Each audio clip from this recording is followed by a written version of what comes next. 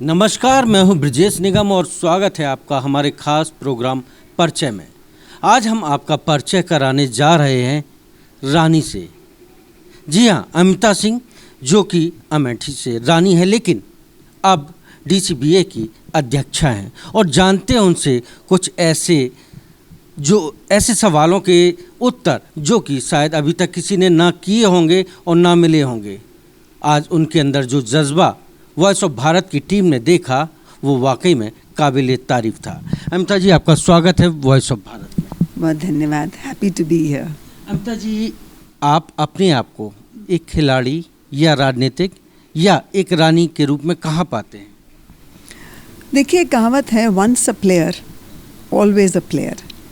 सो मैं किसी भी कार्य में रहूं, वो जो एक स्पोर्ट्समैन स्पिरिट जो अंदर है वो कभी जाती नहीं। तो मुझे लगता है मैं अपने आप को खिलाड़ी ही पहले मानती हूँ और बाकी कार्य मेरे सब जो है स्पोर्ट्स से ही उभर के आए हैं। लेकिन जब आप अपने आप को एक रानी के रूप में देखते होंगे और एक खिलाड़ी के रूप में, अभी हम देख रहे थे कि आप छोटे छोटे बच्चों से मिल रहे हैं, उनके लिए कंटिन्यू बातचीत कर रहे हैं। आपसे पहले भी डीसीबीए के अध्यक्ष आए होंगे, आपके बाद भी आएंगे। आप अपने आप को किस जगह पाते हैं कि क्या उनसे अलग क्या करके दे पाएंगे देश के बच्चों के लिए? देखिए, मेरा मानना ये है कि आज एक अध्यक्ष के रूप में and as the president of the parent governing body of badminton in Delhi, मेरी जिम्मेदारियां बहुत है। और मैं प्रथम जिम्मेदारी अपनी ये मानती हूँ कि जहाँ आज ये 2000 बच्चे खेल रहे हैं इस टूर्नामेंट में, छोटे छोटे बच्चे हैं, बड़े भी हैं, मैं नहीं मानती कि इसमें से सारे ओलंपिक गोल्ड्स लाने वाले हैं देश के लिए। हो सकता है इसमें से 4, 5, 10 बच्चे जो है बहुत ऊंचाई तक जा पाए। लेकिन एक बात मैं ज़रूर मानती हूँ कि ये जितने 2000 है उसमें से भले 10 ही ओलंपिक गोल्ड्स तक पहुँच सके, लेकिन जो बाकी बच्चे हैं इसी स्पोर्ट्स के माध्यम से उनका इतना व्यक्तित्व और चरित्र का निर्माण हो कि हम देश को एक अच्छे नागरिक भी दे सके। और मुझे लगता है यही स्पोर्ट्स का ध्येय है, स्पोर्ट्स का बेस है और ये बच्चों को सही दिशा देता है। स्पोर्ट के साथ साथ एक चरित्र का निर्माण करना एक अध्यक्ष के लिए बहुत ही चुनौतीपूर्ण एक रास्ता है। अमिता जी, ये स्पोर्ट स्टेडियम लगभग कई सालों से बंद था। ऐसा क्या देखा आपने कि आते ही साथ आपने तुरंत इतने बड़ा टूर्नामेंट कराया, और किन उद्देश्यों को लेकर के? चूँकि आपने भी स्पोर्ट की दुनिया में शिखर को छुआ, तो क्या लगता है आपको कि आपकी जो मेहनत है वो कहीं ना कहीं रंग लाएगी? मुझे हर चीज़ जो है जो आज दिखती है स्पोर्ट्स को लेके, वो सिंपैथेटिक नहीं होती, वो एम्पैथेटिक होती है। यानी कि मैं अपने को उन्हीं बच्चों के जूतों में डाल करके खड़ी हो जाती हूँ और सोचती हूँ कि मेरे वक्त में ये ऐसा था, वो वैसा था, और जो हमें नहीं मिला वो आज मैं देने की अगर स्थिति में हूँ तो मुझे देना चाहिए। प्रथम रूप से मैंने ये अध्यक्ष बनने के लिए इसीलिए स्वीकार लिया कि मैं लौटा सकूं उस खेल को जिस खेल ने मुझे बहुत कुछ दिया है। जहाँ तक इस स्टेडियम की बात हुई, ये स्टेडियम 2010 कॉमनवेल्थ गेम्स में बनाया गया था और एक बहुत ही खूबसूरत स्टेडियम है। इसकी उपयोगिता बहुत है। ये मल्टीपर्पस हॉल है, इसमें अनेकों खेल हो सकते हैं। मैं बहुत आभारी हूँ वाइस चांसलर दिल्ली यूनिवर्सिटी के प्रोफेसर योगेश सिंह जी को। मैं कोटि कोटि आभार धन्यवाद व्यक्त करती हूँ कि मैंने इसको मांग की कि मुझे यहाँ पर ये गेम्स कराए जाने के लिए अनुमति दी जाए, और उन्होंने मुझे दी। ये स्टेडियम चुनने का मेरा एक मुख्य उद्देश्य ये था कि जो बच्चे आज यहाँ खेल रहे हैं वो अमूमन छोटे छोटे एकेडमीज़ में खेलते हैं, और छोटे एकेडमीज़ में खेलने के बाद इनको जब इंटरनेशनल टूर्नामेंट्स खेलनी पड़ती हैं तो बड़े बड़े अरीनाज़ में खेलना पड़ता है। वहीं पर जो है बच्चे गड़बड़ाते हैं, लड़खड़ाते हैं, क्योंकि वो पूरा पर्सपेक्टिव बदल जाता है, डायनेमिक्स बदल जाता है खेल का जब आप इतने बड़े हॉल में खेलिए। ये मेरा उद्देश्य था कि कम से कम हमारे छोटे बच्चों को भी ऐसे बड़े स्टेडियम्स में भी खेलने का अवसर मिलना चाहिए। इसलिए मैंने इस हॉल को चुना, और मुझे लगता है कि इतनी सुंदर इमारत बनी है यहाँ पे, इसके उपयोगिता रेगुलर होनी चाहिए, रूटीन में होनी चाहिए, और बच्चों को यहाँ खेलने का अवसर मिलना चाहिए। ममता जी, एक सवाल और कि भारत की स्पोर्ट एसोसिएशन है और यूरोपियन स्पोर्ट एसोसिएशन, उनमें क्या अंतर देखते हैं आप? देखिए, मैं सबसे पहले क्रिटिकल नहीं हूँ। मैं ऑलवेज बिलीव करती हूँ कि there should be solutions given. मैं प्रॉब्लम्स में बिलीव नहीं करती हूँ, मैं सॉल्यूशंस की बात करती हूँ। मुझे ऐसा नहीं लगता है कि कोई अंतर है।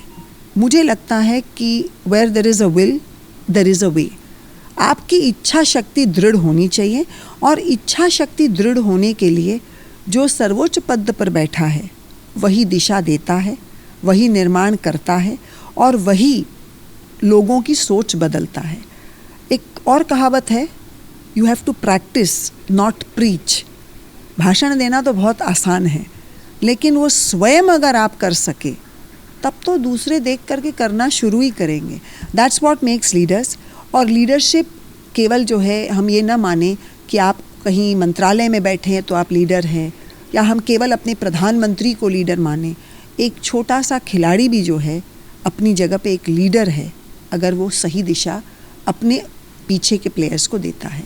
आज मैं अपने आप को एक बहुत छोटा सा लीडरशिप रोल प्ले कर रही हूँ एज अध्यक्ष DCBA, और मैं समझती हूँ कि ये जितने बच्चे आपको दिख रहे हैं, चूँकि मैं एक खिलाड़ी रही, पूर्व की खिलाड़ी रही, तो निश्चित रूप से कहीं ना कहीं एक इंस्पिरेशन का रोल मेरा उनकी निगाह में है, and I would like to give them the right route. तो मुझे लगता है मुझे ईश्वर ने एक बहुत अच्छा मौका दिया है, and I should give the best to the children. आपने एक स्पोर्ट के क्षेत्र में कई कीर्तिमान स्थापित किए हैं। क्या लगता है आपको कि अब अध्यक्ष जब बनी हैं आप, तो फिर से वही दिन आएंगे? क्योंकि आपके बाद कई ऐसी चीज़ें हुई कि मतलब कोई कीर्तिमान स्थापित नहीं हो पाए। जिस तरह से मैं आपको देख रहा हूँ कि आप बच्चों के साथ मेहनत कर रहे हैं, उनको कोई कुछ कह नहीं सकता है। बच्चे जो मोबाइल यूज़ करते थे वो भी नहीं यहाँ पर स्टेडियम के अंदर देखा जा रहा है। तो डिसिप्लिन को लेकर के क्या लगता है आपको कि फिर से वही दिन आएंगे कि भारत से जो छुपी हुई प्रतिभाएँ हैं फिर से निकल के आएंगी?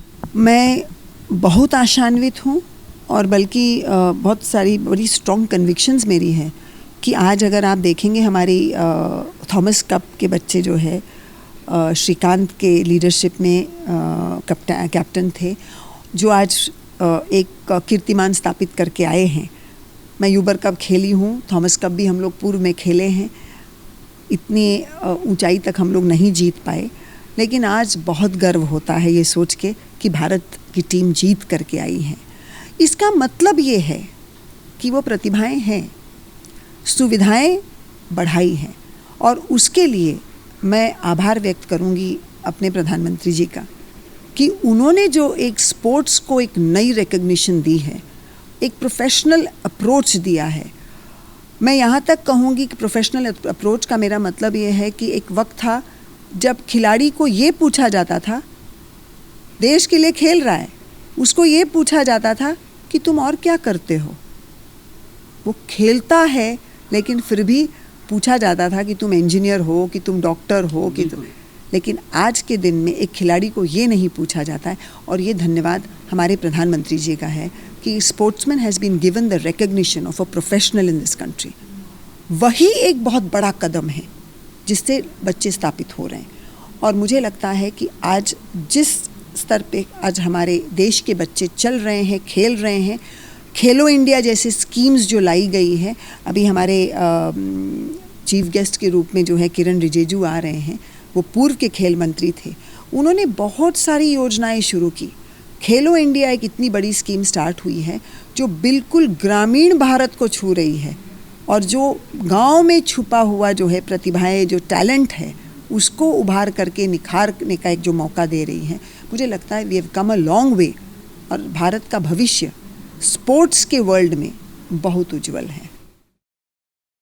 कौन कहता है आसमां में सुराग हो नहीं सकता, एक पत्थर तो तबीयत से उछालो यारो। ये थी अमृता सिंह जी, जो कि DCBA की अध्यक्ष हैं, और कोशिश है इनकी कि भारत का भी नाम बैडमिंटन के क्षेत्र में वहाँ पहुँचे जहाँ दुनिया देखना चाहती है।